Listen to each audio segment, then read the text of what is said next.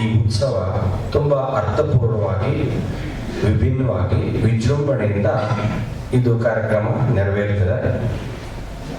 14ನೇ ತಾರೀಕು ಈ ಬಸವೋತ್ಸವದ ಉದ್ಘಾಟನಾ ಸಮಾರಂಭದ ಸಾನ್ನಿಧ್ಯವನ್ನು ಈ ಭಾಗದ ಧಾರ್ಮಿಕ ನೇತಾರರಾಗಿರುವಂಥ ಶ್ರೀ ಮರಳಶಂಕರ ದೇವರುಗಳು ಅನ್ನುವಂಥ ಒಂದು ಗ್ರಂಥ ಬಿಡುಗಡೆ ಆಗ್ತದೆ.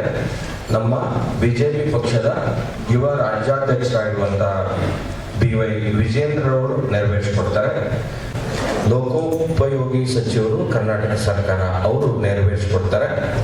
ಅಧ್ಯಕ್ಷತೆಯನ್ನ ನಮ್ಮ ಪ್ರಿಯಾಕೃಷ್ಣ ಪೂಜ್ಯ ಶಿವರಾತ್ರಿ ದೇಶಿಕೇಂದ್ರ ಮಹಾಸನ್ನಿಧಿಯವರು ಕಾರ್ಯಕ್ರಮದ ಸನ್ನಿಧಾನವನ್ನು ವಹಿಸಿಕೊಳ್ತಾರೆ.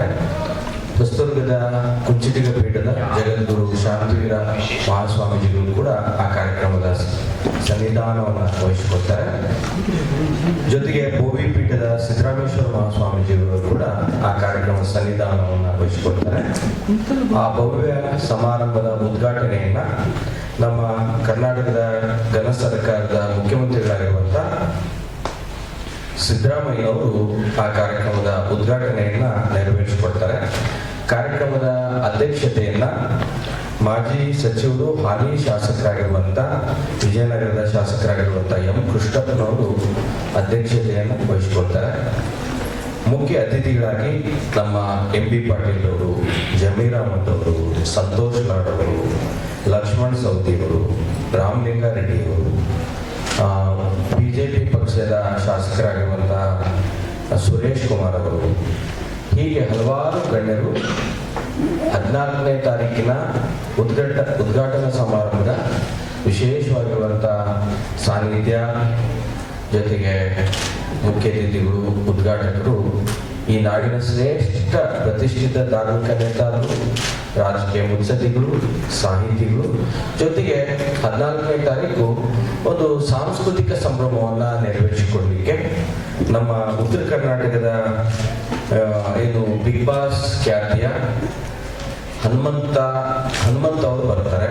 ಅವತ್ತು ಸುನೀಲ್ ಅನ್ನುವಂಥ ಒಬ್ಬ ಯುವ ಗಾಯಕ, ಸಾಧ್ವಿನಿ ಕೊಪ್ಪ ಅಂತ, ಜೊತೆಗೆ ಹೀಗೆ ಹಲವಾರು ಕಲಾವಿದರು, ನಾಡಿನ ಶ್ರೇಷ್ಠ ಕಲಾವಿದರು ಅವತ್ತು ಆ ಕಾರ್ಯಕ್ರಮದಲ್ಲಿ ಸಾಂಸ್ಕೃತಿಕ ಕಾರ್ಯಕ್ರಮವನ್ನು ನೆರವೇರಿಸಿಕೊಡ್ತಾರೆ.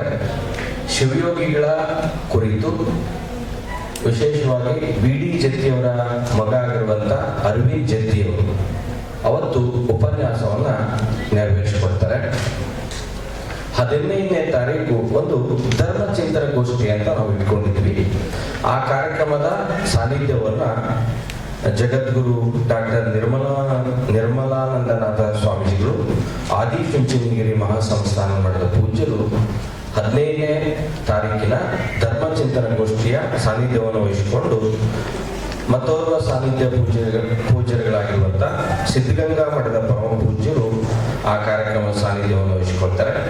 ಗದಗಿನ ಅವರು ಕೂಡ ಆ ಕಾರ್ಯಕ್ರಮದ ಅಧ್ಯಕ್ಷತೆಯನ್ನು ವಹಿಸಿಕೊಳ್ತಾರೆ.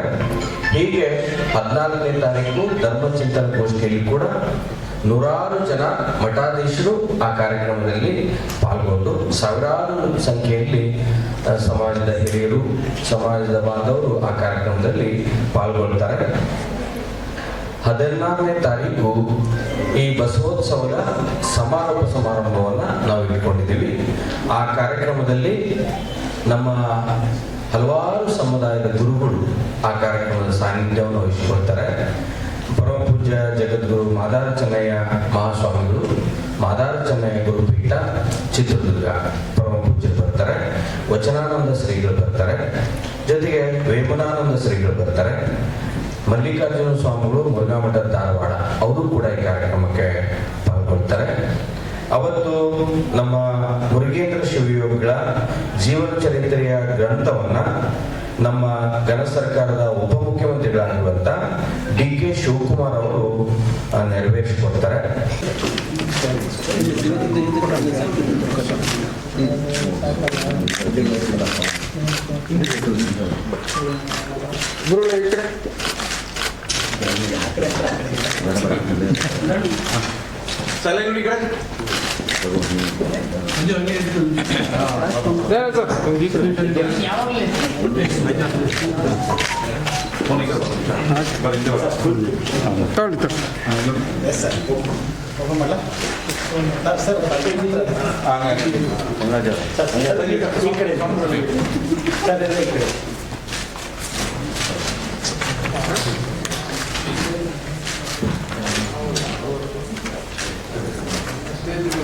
ತೊಗೊಳ್ಳಿ ಸರ್